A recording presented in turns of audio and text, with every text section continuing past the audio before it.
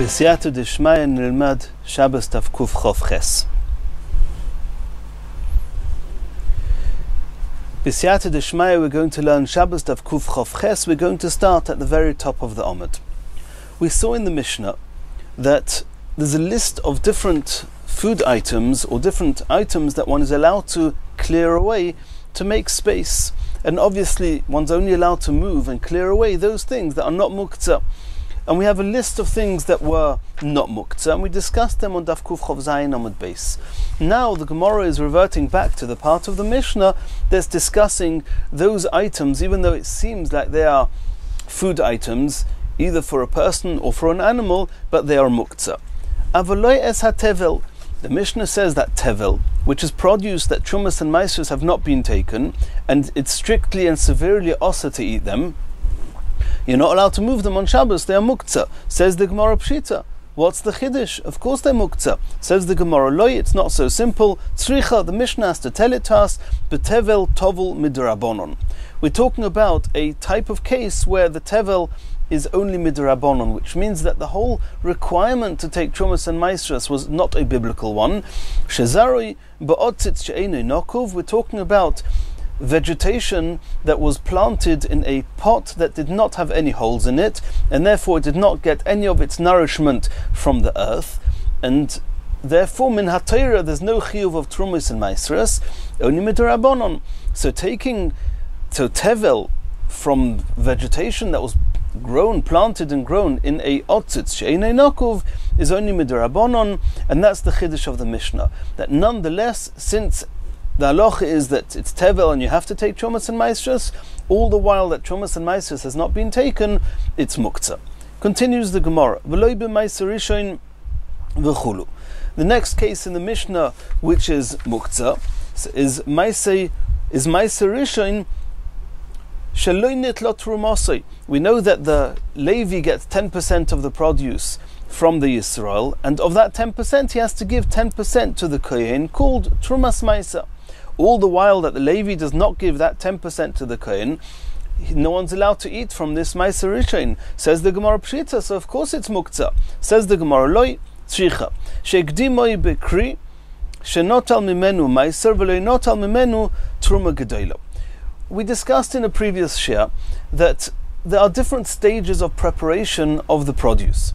The very first one is called b'shibolim, which is when it's still in their ears, which is a very early stage.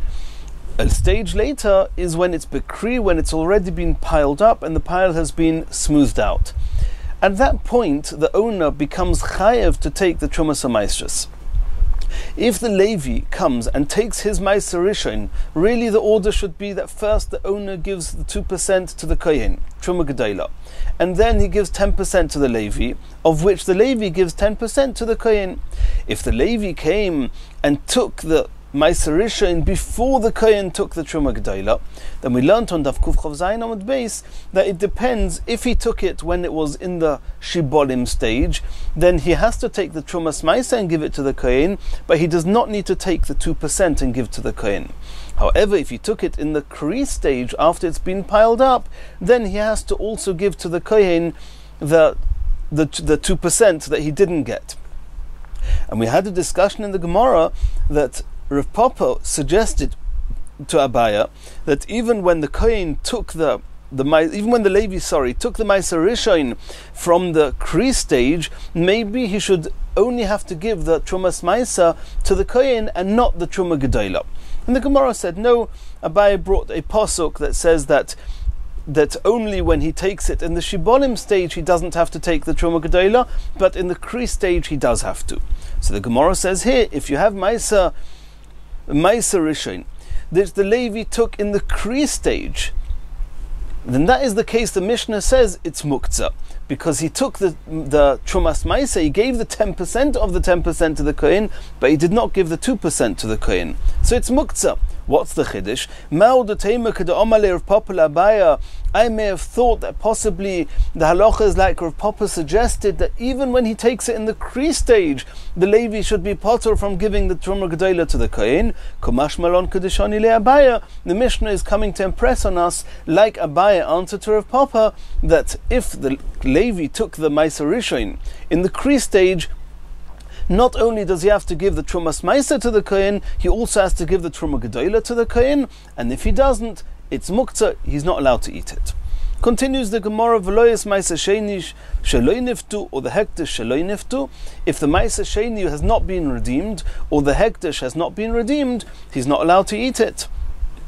Obviously talking about he's not allowed to eat it outside the restrictions of Meiser Sheni or Hekdesh. Meiser Sheni is only allowed to be eaten in Yerushalayim. Hekdesh has other restrictions. But after it's been redeemed, anyone can eat it. Says the Gemara, if it has not been redeemed, Pshita, it's Poshet, that it's Muktzah. Says the Gemara, Noi, Shicha, there is a Chiddush here. The Niftu V'loi Niftu Kil Choson. We're talking about that they were redeemed, but they were not redeemed according to the halacha. So I may have thought that since they were redeemed on some level, it should be not muktzah. The Mishnah is telling us nonetheless it's muktzah. What's the case of loy niftu kil choson, that it was not redeemed properly? Ma'aser shepode al gaba asimoin. If he redeemed the ma'aser on something that looked like a coin, but it had not been minted, there was no image carved onto the coin. So the Rachmana Omar v'tzarto hakesef biyodecha. And regarding redeeming ma'aser, the pasuk says v'tzarto hakesef biyodecha. You should bind the money in your hands. And the question is, why do we need the extra word v'tzarto? We learn from there, dover sheyesh bo tzura. Tzarto doesn't only mean bind, it also means an image. The pasuk is impressing on us that you have to redeem the ma'aser on a coin that's been minted. This person who redeemed it on a coin that's not been minted, it's invalid, and therefore it's muktzah. Hekdesh. What's the case of Hekdesh that was redeemed, or he tried to redeem it, but it was not valid? Shechilu al gabe karka. He redeemed it on real estate, on real property, and V'rachmana Omar, the pasuk says, v'nosan hakesef. You have to give the money, v'komloi, and then what was Hekdesh is raises from its previous status and is now can be used as chulin, but it has to be something which can be given from hand to hand. It has to be money. It cannot be karka. And this person who redeemed Hekdesh on karka was not valid, and therefore the Hekdesh is muktzah. Continues the Gemara. We saw in the Mishnah that luf, v'lo yesa luf, v'lo yesa chardal. That according to the Tanakama in the Mishnah, luf and chardal are both muktzah. Chardal is mustard. Reb Shimon ben Gamliel matir beluf. Reb Shimon ben Gamliel says that luf is not muktzah mipnei shu meichel oirvin, because ravens can eat it. Says the Gemara, Tonu Rabbanon, metaltalin et esha chatzov. Chatzov is a type of grass whose roots go directly down, straight down. They do not disperse to the sides. And we know that when Yeshua ben Nun was distributing the sections of the land of Eretz Yisrael, he used this grass to define the borders between one shevet and their inheritance and the other one. So the Brisa says that this chatzov is not muktzah, you're allowed to move it, because deers eat it. If it's animal food, we know that animal food is not muktzah. Vesa chardal, you're allowed to move chardal, it's not muktzah, because doves eat it. And this is not following the Tanakam of our Mishnah that says that chardal is muktzah. Reb Shimon ben Gamliel Omer, Af metaltalin shivrei schuchis, even shards of glass, broken pieces of glass, are also not muktzah, mipnei shu meichol lenaomiyos, because they are the food of the bnois yano, the bas hayano. Some translate it as an ostrich, and they swallow glass. It helps them digest and break up the food in their stomachs, and therefore, since it's food for these naomiyos, therefore it's not muktzah. Omar le Reb Nosson. So Reb Nosson says, Elo me'ato, according to what you're saying, chavileis moiros, bundles of vine branches, yitaltulu, you should be allowed to move them, they shouldn't be muktzah, mipnei shu meichol lepilin, because they are food, animal fodder for elephants. And Rabbi Nosson is not arguing, he's just adding on, saying according to Reb Shimon ben Gamliel, who says that that the shivrei zchuchis are not muktzah because the bas hayano can eat it, so too chavilei zmoiris will not be muktzah because the pilim can eat it. Reb Shimon ben Gamliel himself, who only mentioned the glass and did not mention the zmoiros, is because naomios shchichi, ostriches are much more common, pilin lo shchichi. It's very uncommon for there to be elephants around, and therefore he did not mention that the zmoiros are not muktzah, and he holds they are muktzah. Continues the Gemara, Omar Ameimer, v'hu de'islei naomios. Ameimer says that Reb Shimon ben Gamliel said that the shards of glass are not muktzah because these ostriches can eat them. That's only if this person has ostriches. If he has ostriches and they can eat the glass is not muktzah. But if you don't have them, then the glass is muktzah.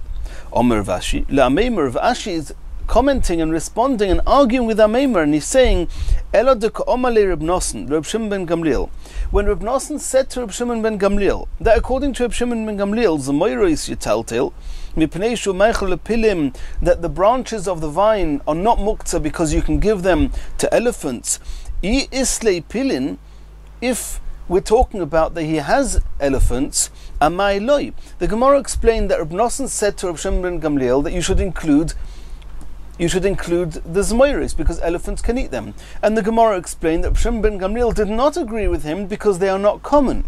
If, according to you, Ameimer, you actually have to have the ostriches, and then it would mean accordingly that you would have to have the elephants in order for the zmoiros not to be muktzah, then why is Reb Shimon ben Gamliel arguing with what Reb Nosson said? Why is he not mentioning the zmoiros? In the same way as if you have ostriches, the glass is not muktzah. If you have elephants, then the branches of the vine are not muktzah. Elo, the Gemara deduces, Rav Ashi deduces from here, Ro'i, that Reb Nosson is talking about that the branches of the zmoiros are the branches of the zmoiros are not muktzah because they are fit for elephants, even if you don't have elephants. And so to Reb Shimon ben Gamliel, who said that the glass shards are not muktzah, it's not because you have ostriches, it's because they are fit for ostriches. And that's not like Ameimer said, and since it's fit for ostriches, and according to Reb Nosson, fit for elephants, they're not muktzah. Reb Shimon ben Gamliel says that the shards of glass are not muktzah because ostriches are common. It doesn't mean the owner has ostriches, but they are common enough, and therefore they are fit for the ostriches which are common and they're not muktzah. Elephants are very uncommon, and therefore the fact that they are potentially fit for the elephants does not remove the status of muktzah from those branches. Continues the Gemara, Omar Abaya, Reb Shimon ben Gamliel, V'Reb Shimon, V'Reb Yishmael, V'Reb Akiva. These four Tanoim, Kulhu Sviruluhu, they all agree and hold that Kol Yisrael b'nei Melachim heim. All of Klal Yisrael are considered as princes. Reb Shimon ben Gamliel, Had Amran. Reb Shimon ben Gamliel, as we've just seen now, what does Reb Shimon ben Gamliel say? That the shards of glass are not muktzah because they are fit for ostriches. Who commonly has ostriches? Only princes. And the fact that according to Reb Shimon ben Gamliel, glass is not muktzah, shards of glass is not muktzah for anybody, it's because all of Klal Yisrael are fitting and have the status of princes, and therefore it's fit for everybody to have ostriches, and therefore for everybody the glass shards are not muktzah. Reb Shimon, where do we find that Reb Shimon holds that all of Klal Yisrael are called princes? That none we learnt in the Mishnah, B'nei Melochin, the princes, Sochin al gabe makosein, if they have a wound, they're allowed to anoint on Shabbos, on their wounds, Shemen Vorod, rose oil. Why? We know that you're not allowed to do something which is refuah for medical reasons, as we've learnt previously in the Masechta. And if you do it, it mustn't be absolutely clear and evident that you're doing it for medical reasons. It has to be something that other people do just regularly as well. So Reb Shimon says, "Shekein darkon shel b'nei melachim losuch b'chol." Since princes, they typically anoint themselves with this rose oil, even if during the week, even if they don't have a wound. That's what princes do, and therefore anointing rose oil is not is not blatantly clear that it's called refuah, and therefore everybody is allowed to anoint their wounds on Shabbos with the rose oil. So the Tanna Kama says that Bnei Melachim, only Bnei Melachim are allowed to anoint their wounds, because they anoint their wounds with this oil even during the week. Reb Shimon Omer Kol Yisrael Bnei Melachim. Reb Shimon says that the whole of Klal Yisrael are allowed to anoint their wounds on Shabbos with this oil, even though it's got therapeutic value and it helps it heal, because all of Klal Yisrael are fitting to anoint themselves with this oil during the week, because they're all considered princes. Rabbi Shmuel, Rabbi Akiva. Where do we find that Rabbi Shmuel and Rabbi Akiva hold that Kol Bnei Yisrael, Kol Yisrael Bnei Melachim heim? To Tanya we learnt in a brisa, Harei shahayu noishin boy 1,000 mono. If the people have a claim against this person of 1,000 mona, he owes them 1,000 mona. V'lavosh itztila, and this person is wearing a cloak which has a value bas kuf mona, 10% of his debt, 10% of what he owes, 100 mona. Mafshitin oisay, we tell him to remove the cloak. Umalbishin oisay itztila ru'uyaloi, we say, for your stature, you don't have to have such an expensive cloak, because we know that when taking away a person's possessions to repay a debt, you don't take away the essentials. You don't take away a person's home, you don't take away his clothes, but only those clothes that are essential. To have a cloak which is beyond your stature is not necessary. Sell it. Buy yourself a cloak that is more compatible with who you are, and with the difference in the money you'll repay some of your debts. So the Chachamim say that we take off this cloak and we buy another one which is more appropriate to his stature. Tana mishum Rabbi Shmuel, and it was taught in the name of Rabbi Shmuel, v'tana mishum Rabbi Akiva, and also in the name of Rabbi Akiva, Kol Yisrael ru'uyin la'oisa itztila. Even though the cloak he's wearing is only for very prominent and prestigious people, nonetheless, all of Klal Yisrael are princes, are considered princes. They're all fitting to wear such garments, and therefore you're not allowed to take off, or we don't force him to sell this garment to repay his debt. Continues the Gemara. Chavile kash v'chavile v'chulei. We saw in the Mishnah, at the end of the Mishnah, chavile kash, bundles of stubble, v'chavile eitzim, and bundles of twigs, v'chavile zrodim, and bundles of tender reeds. Im hitkinon, only if you set them aside, l'maychel behema, to be animal food, metaltlin oisan, at that point they are not muktzah. V'im lav, if you do not set them aside before Shabbos for animal food, ein metaltlin oisan, they are muktzah, you're not allowed to move them. Says the Gemara, Tanu Rabbanon, chavile kash, bundles of kash of straw, the chavile eitzim, and bundles of wood or twigs, the chavile zrodim, and bundles of these tender reeds. Im hitkinon, if you set them aside, lemaychol behema, metaltlin oisan. Ve'im lav ein metaltlin oisan. Exactly what we saw in the Mishnah is the Tanna Kama of this brisa.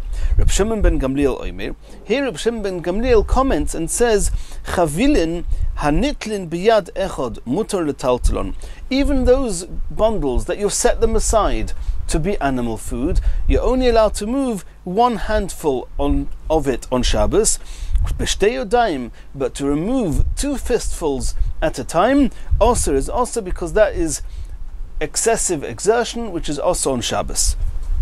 Also letaltalon. Continues the brisa. Chavile se'ah. We'll soon see what that is. Bundles of se'ah, ezoiv, or bundles of ezoiv, v'kroinis, and bundles of koronis. Hichnisan le'etzim, if you cut them down in order to use them for firewood, ein mistapik men b'Shabbos, they are muktzah, they've been designated to be burnt, and something you're not allowed to do on Shabbos. They are muktzah, and you're not allowed to take from them to eat, for the animals to eat on Shabbos. Lemaychel behema, if you cut them down in order to use them for animal food, mistapik men b'Shabbos, you're allowed to use them on Shabbos. V'koitim biyad v'oichel. A person is allowed to take from these se'ah or ezoiv or koronis or whatever they are, and you're allowed to break them up with your hand and eat them, or give it to the animal to eat. you're not allowed to break them up using a utensil that is too much similar to what you do in the week by cutting it up, and at some point it could become an issue with teichen, with grinding, if you make them very small pieces. So you're just allowed to break it up with your hands. Umaylil va'oichel, and you're allowed to rub the pods, very hard rubbing, and then the seeds come out va'oichel, and you can eat the seeds. Ubilvad shelo yimloil bekli harbe, you're not allowed to do this moilil, rub them very hard, using a kli with a lot of this vegetation. And here there's a discussion: is the issue the kli? But with your hands you are allowed to do it, because it says umaylil, you can rub them with your hands.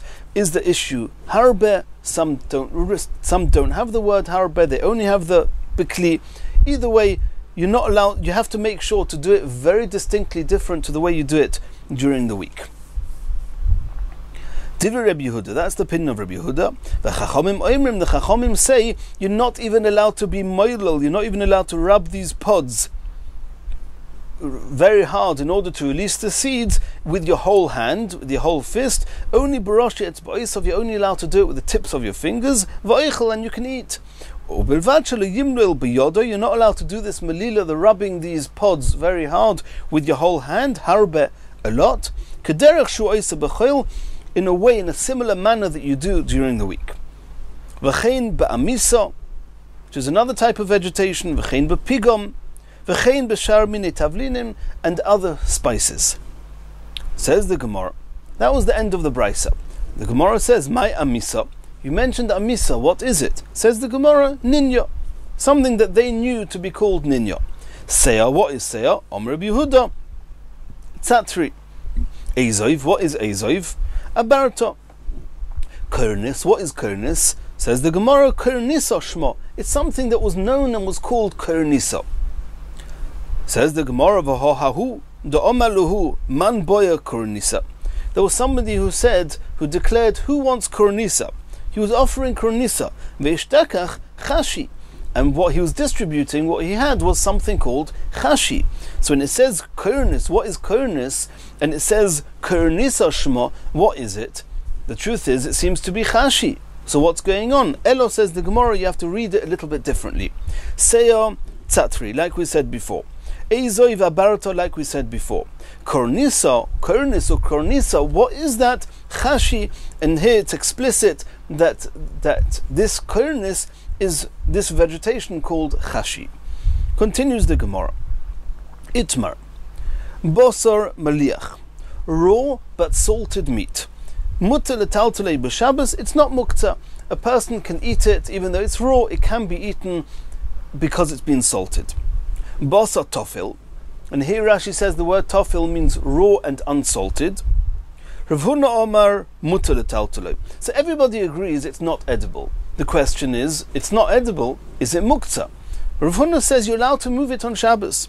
Rav Chizda Omar osel letaltalei. Rav Chizda says it's muktzah, you're not allowed to move it. Rav Huna Omar mutter letaltalei. Why does Rav Huna say that your one's allowed to move it?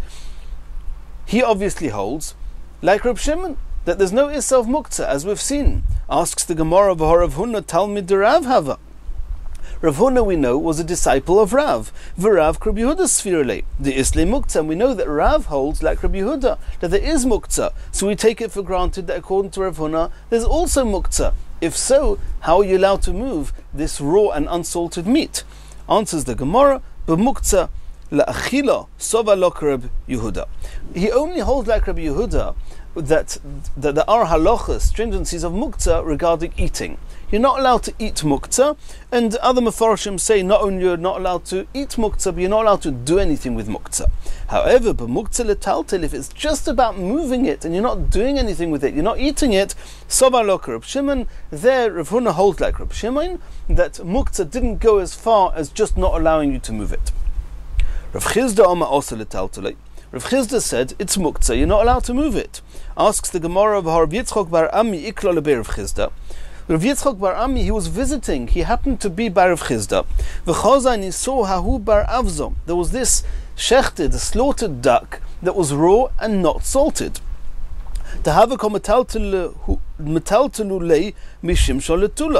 And he saw that they moved this duck out of the sun into the shade. Why? V'omer of Chisda, it was because of Chisda said in his home, he said to his Talmidim, Chisorin kis kochozina anhocha. I see this financial loss here. If this duck is going to remain in the sun, it's going to get moldy, you won't be able to eat it.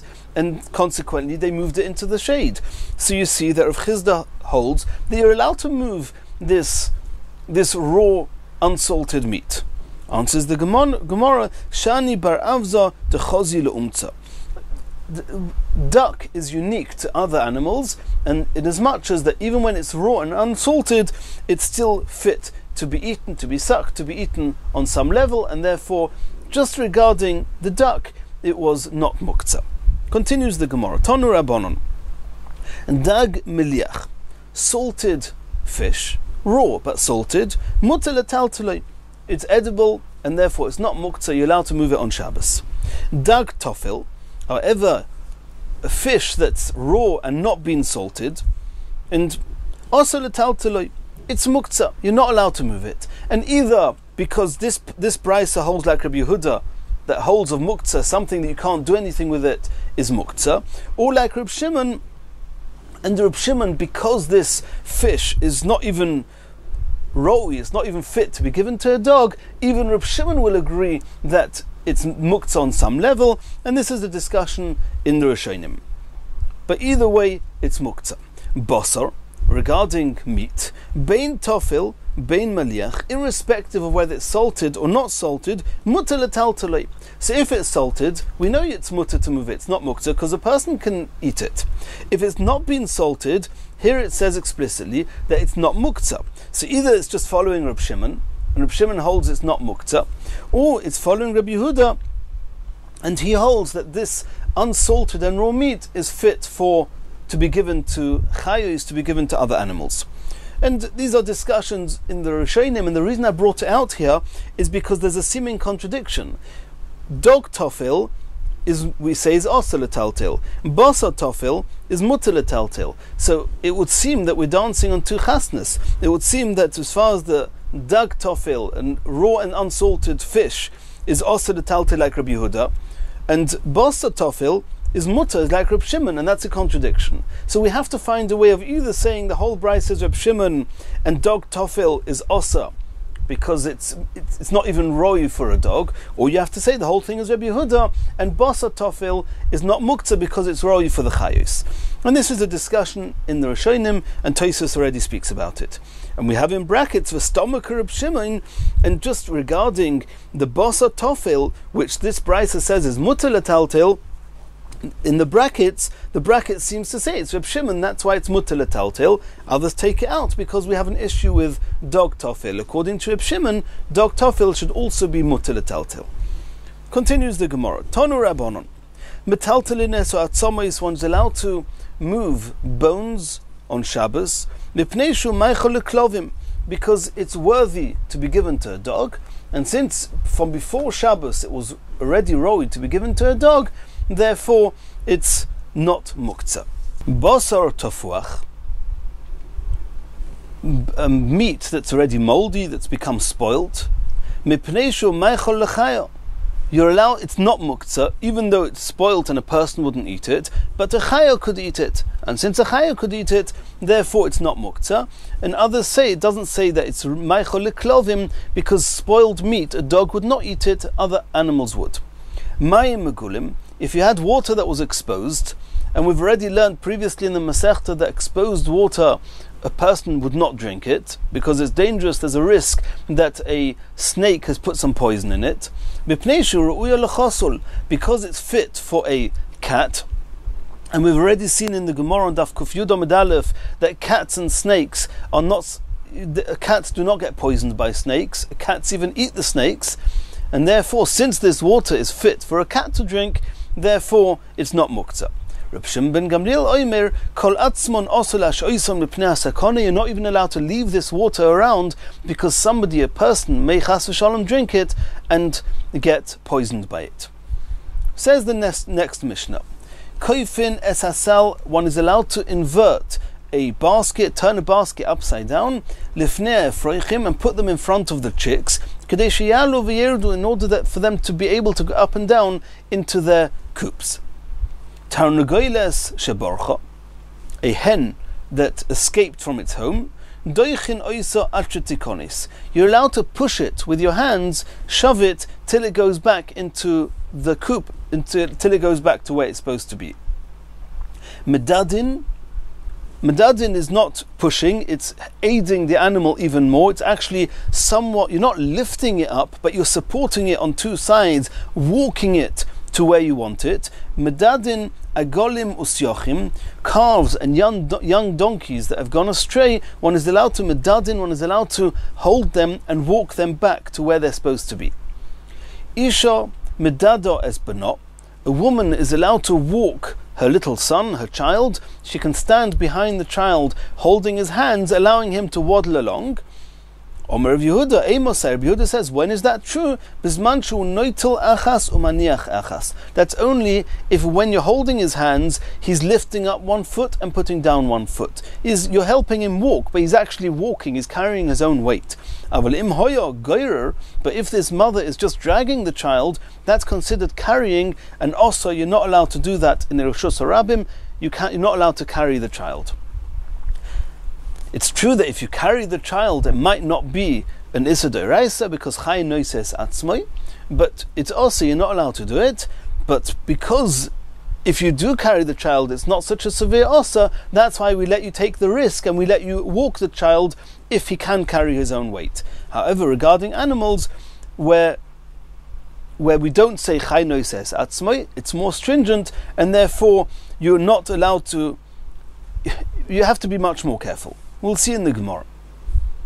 Says the Gemara, Omar Rav Yehuda Omar Rav.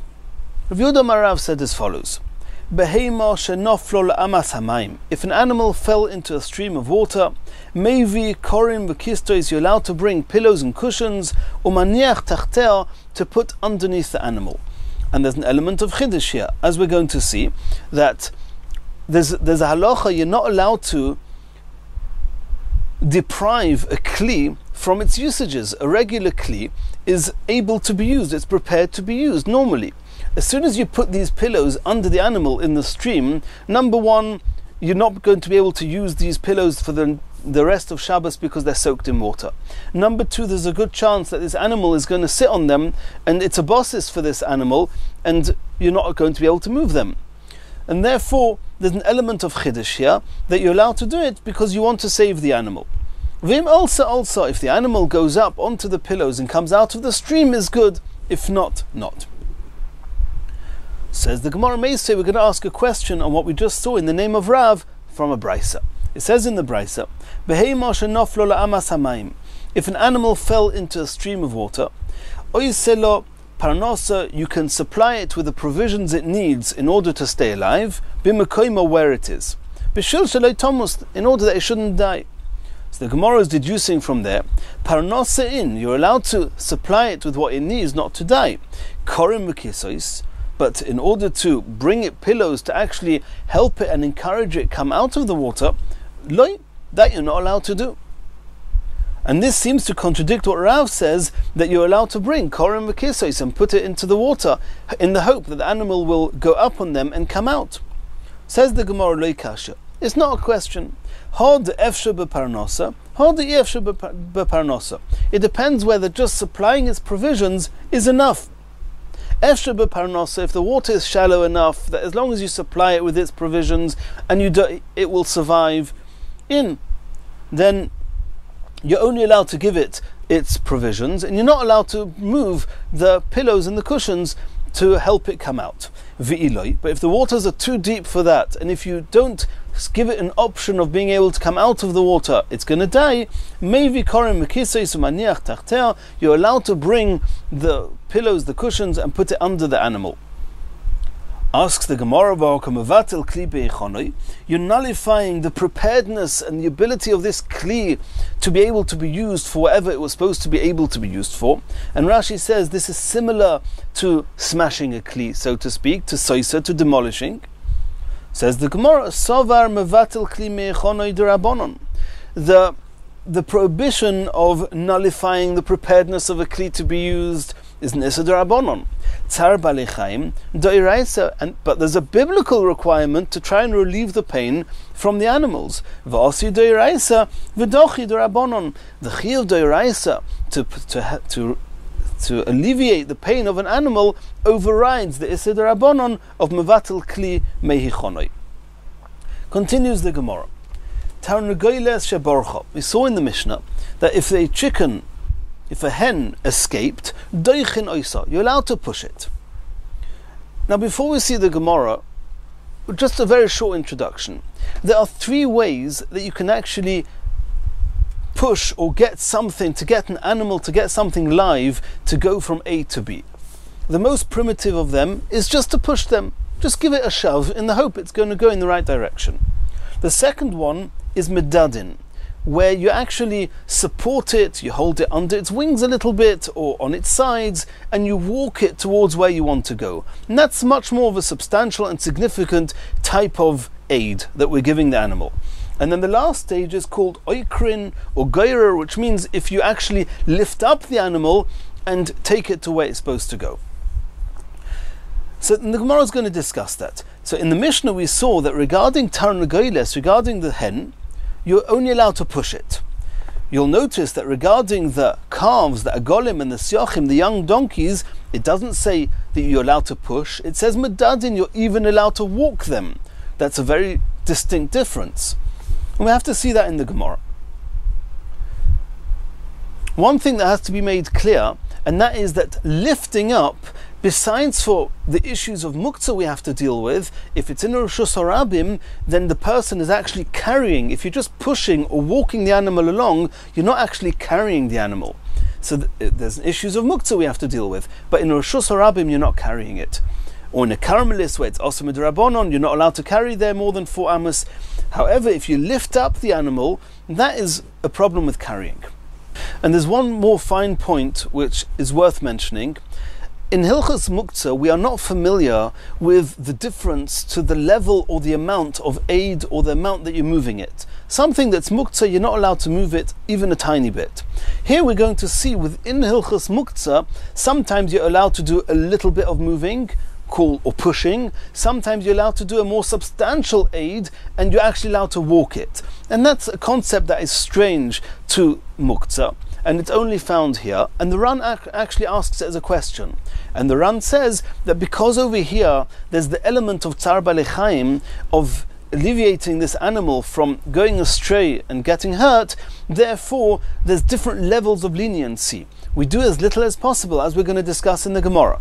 But only in the presence of the added issue of Tzar Balei Chaim that we see these differences between one type of moving a muktzah and another type of moving a muktzah. Let's see the Gemara inside. Doichin in medadin loi. Regarding the tarnagoyles, the hen, it's clear in the Mishnah you're allowed to push it, you're not allowed to walk it. Tanina lahad tanu rabbanon, and we see a brisa to the similar effect. Medadin behema chaya v'oif. You're allowed to walk animals, chayos, v'oif, and birds, b'chotzer in a chotzer, avaloyes atar nagoyles, but not a hen. So you see that even though other oifers, even other birds, you're allowed to walk them, when it comes to chickens, you're not allowed to walk them. Tarnagoyles my tam aloy. Why are you not allowed to walk a tarnagoyles? Says Omar Abaya mishum demekafyo nafsha. Unlike other birds, and even more so unlike animals, where a chicken, it typically will lift itself off the ground when you try and walk it. When you hold it under its wings to try and walk it, it will raise itself up, and then the person is going to be carrying the chicken. And there's no permission to carry the chicken. You're only allowed to push it in the direction you want it to go. And even though he's in the chotzer, but like we said, this is not an issue of carrying in reshus harabim. It's an issue of how much we allow you to transgress the rules of muktzah. Continues the Gemara. Tani chodem, one brisa we learned, medadin behema chaya v'oif. One's allowed to help a behema chaya or a regular bird to walk it. B'chotz in the chotza v'loy b'reshus harabim. You're not allowed to do that in reshus harabim. V'hi isha However, a woman, a mother, medado es beno, she's allowed to walk her son b'roshus harabim, even in roshus harabim, ve'ein tzarich loimer b'chotzor, and it goes without saying that she can walk her son in a chotzor, which has the status of roshus hayochid. But Tanya Yidoch, in another brisa we learnt, ein oikrin behema v'chaya v'oif b'chotzor. You're not allowed to lift up any animal, even in a chotzor, they're muktzah. Aval doichin bohen she'ikonsu, you're allowed to push them that they should be able to go back to where they're supposed to be. So the first brisa, we understand a typical animal, in the event that you end up carrying it, if you're in the Roshus Harabim, it's severely asa, and therefore you're not allowed to even walk it in the Roshus Harabim. However, a mother that's walking her child, since chai noises atzmai, since carrying a child is not such a severe issa, because a child, a live human being, carries its own weight somehow, therefore we're taking less of a risk, and she can walk her child even in Roshus Harabim, but as we saw, it has to be that the child can carry its own weight. The second brisa we have to understand, says the Gemara, ha gufa kashya, it seems to contradict itself within the brisa. Omras ein oikrin, you start saying that you're not allowed to lift up a behema chayev oif, even in a chotza, and it would seem from there, aval deduye medadinon, you're not allowed to lift it up, but you're allowed to walk it. Hoda omras, and afterwards at the end of the brisa you say, doichin, you're allowed to push them. Doichin in medadin loy, you're only allowed to push them, you're not allowed to walk them. It seems to contradict each other. Omar Abaya says, Seifa osan natar negoilus. The beginning of the brisa is talking about all behemis chayis v'oifos. You're not allowed to lift them, you're allowed to walk them. When it says at the end, Aval doichin behen she'ikonsu, is talking about chickens. Chickens, you're only allowed to push, you're not allowed to walk them, as we said before, because they typically lift themselves up, and then for all intents and purposes it's considered carrying them, and that's a more severe type of muktzah, as we discussed. Continues the Gemara, Omar Abaya. Hai man de shochit tarnagoles. If somebody wants to shecht a chicken, and there's a discussion in the Mefarshim whether this is unique to a male, to a rooster, or to a female, to a hen, lichbeshinhu lekarei ba'aro. If you don't want to have an issue with the shechita becoming postel, as we'll see in a minute, you have to push it right down, press its legs into the ground, so it should be totally folded over, so it should not be able to use the muscles in its foot to jump away. Inami or nidel luhu meidel, you should lift it entirely off the ground, so it will not be able to push off the ground. Why? Tedilma monach lu letufra ba'ara. If you just have it on the surface of the ground, then it might dig its claws into the earth and push himself away, and that will cause v'okar le simonim, it will dislodge either the food pipe or the windpipe, and akiro, dislodging of one of the pipes, renders the animal as treif, the shechita is treif and will be posel. Continues the Mishnah. Ein miyaldin es abahema b'yomtiv, you're not allowed to help an animal deliver its baby on Yom Tov. And this, Rashi says, this is because it's a big tircha, you're exerting a lot of energy to be able to do that, and you're not allowed to exert so much effort on Shabbos. Aval Masadin, you're allowed to assist the animal in childbirth. You're not allowed to deliver the baby, you're allowed to assist it. Continues the Mishnah. One's allowed to help a human woman to deliver her baby b'Shabbos. You're allowed to even call a midwife mimokim lemokim to come from very far away. And otherwise one is allowed to desecrate the Shabbos to meet her needs. We'll see in the Gemara what that means. One's allowed to tie the cord, the umbilical cord, on the child. If you don't tie it, the child could be dangerous. Rabbi Yossi says, Af choitchin, you're also allowed to sever the umbilical cord, you're allowed to cut it. V'kol tzorkei mila, all the requirements to do a bris mila on Shabbos, oisin b'Shabbos, you're allowed to do them on Shabbos. Says the Gemara, Keitzad Mesa'adin, we saw in the beginning of the Mishnah, one's allowed to assist an animal in childbirth. What does that mean? Rav Yehuda Omer, when the child is being born, you're allowed to hold the child, you're allowed to support the child, that it shouldn't fall onto the floor and get hurt. Rav Nachman Omar, Rav Nachman says, doichik bebasar, one's allowed to press the flesh of the mother, kedei sheyetze avlad, in order that the fetus, the unborn animal, should be able to be born. Tanya Kavaseder Rav Yehuda, we found a brisa like Rav Yehuda. Keitzad mesadin, how does one assist an animal to give birth? One's allowed to support the child, the newborn animal, that it should not fall to the ground, which is what Rav Yehuda said. And the brisa continues, when this baby is born, one's allowed to blow into its nostrils to allow it to breathe, to release whatever's stuck in its nostrils. One's allowed to put the mother's teat into its mouth, in order it should suck and be able to feed from the mother. Reb Shimon ben Gamliel said, Merachmin hayinu al behema tahira b'yom tov. Regarding a tahir animal, we would do activities that would make the mother, that would make the child, the baby animal born, endeared to its mother. It will make the mother have mercy on the child.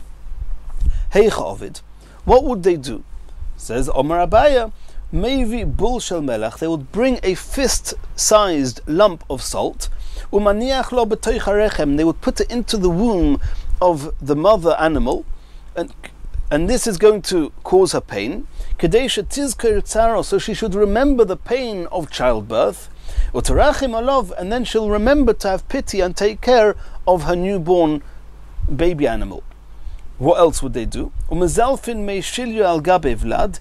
They would sprinkle the water of the afterbirth onto the newborn child, so the mother should smell this afterbirth, and it will cause her to be close to this new baby, and she will have pity on it and look after it.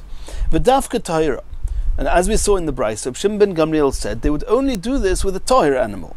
With a tame animal, they wouldn't do this. Why not? A tame animal, loy merachka vloda. Typically, the mother would not reject the newborn animal, child. V'merachka, and if for whatever reason, good or bad, the mother does reject the child, v'merachka vloda, loy mekarva. Afterwards, anything you do to try and bring them back together again, to reaccept the child, will fail, and therefore there's no point in doing these things, in exerting this effort on Shabbos to try and cause an endearment between the mother and the child. It will not work. Continues the Gemara. Miyaldin eso isha v'chulu. We saw in the Mishnah one's allowed to help a mother deliver a baby, talking about a human mother. Says the Gemara, Mechti. Now let's try and look into this. Tonole, we learnt, Miyaldin eso isha. You're allowed to help this mother deliver. You're allowed to call a midwife from one place to the next, even from far away. When you've already said you're allowed to help her give birth, you've already said you're allowed to call a chachama, even though it's infringing on Hilchas Shabbos, what you're trying to include when you say you're allowed to desecrate the Shabbos for her. Answers the Gemara, to include those malachis which we're going to see in this brisa. If this woman who's giving birth or given birth needs a lamp, her friends, the people near her, are allowed to light a lamp for her on Shabbos. And if she needs oil, her friends are allowed to bring, even if it has to go through Reshus HaRabim, which you're not allowed to carry from Reshus HaRabim to Reshus HaYachid, you're not allowed to carry within Reshus HaRabim. But her friends can bring the oil, but they don't bring it in a jug, in a container. They hold some oil in the palms of their hands, and that way at least, since it's an unusual way of carrying, it will not be such a severe issa. But they're allowed, normally that would also be asar. You're allowed to do it for this woman who's given birth. If the amount of oil that you can put in the palm of your hand is not sufficient for her, she can soak her hair with oil, and then that way she'll bring her head soaked in oil to where this mother is, and then she'll squeeze out the hair and she'll have an ample amount of oil. If that's also not sufficient, they're allowed to fill up a container as much as she needs and bring it on Shabbos, even through Rishus Harabim and in Rishus Harabim, because it's Pikuach Nefesh, and that's what it says in the Mishnah, we desecrate Shabbos to protect the life and health of this mother. Continues the Gemara, Omar Mar. We just saw in the Brisa, if this woman who's giving birth needs a lamp, they're allowed to light a lamp for her. Says the Gemara Pshita, if that's what she needs, of course you're allowed to do it. It's Pikuach Nefesh. Says the Gemara Loi. It's not so straightforward. There's an element of Chiddush here. We're talking about Besuma. We're talking about that this mother who's giving birth is blind. I may have thought, also, or since she cannot herself benefit from this light, you're not allowed to bring light for her. Kamashmalan, the Chiddush is Suve Meis V'daita, since it will relax her, it will calm her down, and somebody who's in that vulnerable stage of childbirth has to feel calm, and she wants to feel calm. Sovra, she's going to think to herself, I'ika midi, if anything is going to be needed to be done during the process of the birth, chazio chaverta, then my friends will have the light and will be able to see what they're doing, va'ovdali, and they will do it for me, and she'll feel calmer if the people around her have light that they need to protect her. Continues the Gemara, and we saw in the Brisa that if this woman needs oil, one's allowed to go to measures, even carrying in Rishus Harabim and carrying from Rishus Harabim into Rishus Hayochid to bring her the oil. Says the Gemara, we saw in the Brisa that we're trying to minimize the amount of Chilul Shabbos. So we say first try and bring it in the palm of your hand. If that's not sufficient, bring it soaked in your hair. And as long as you don't carry a jug in the Rishus Harabim, last resort, there's no other way of doing it, you're allowed to even carry the container. Says the Gemara, I don't understand. What are you gaining by soaking her hair with it? You're gaining that you're not carrying in Rishus Harabim and carrying from one domain to the next in a normal manner, and because carrying in a normal manner a jug is Chilul Shabbos, but squeezing out hair is also Chilul Shabbos. What have you gained? In the same token as you're squeezing out the hair, you can carry the jug in the Rishus Harabim. Typically, mishum schita, you're doing an issa of squeezing on Shabbos. Answers the Gemara, Rabbi Rav Yosef de Amr Tarvayu, they both say, ein schita b'seir. Hair does not absorb. The oil just sits and rests in between the strands of hair. But since the hairs themselves do not absorb, squeezing out the water trapped between the hairs is not called schita. Rav gives another explanation. Even if you're going to assume that there is schita, does apply to hair. What we actually meant is not that you should soak the hair with water. We said you should bring the oil in her hair. How are you doing that?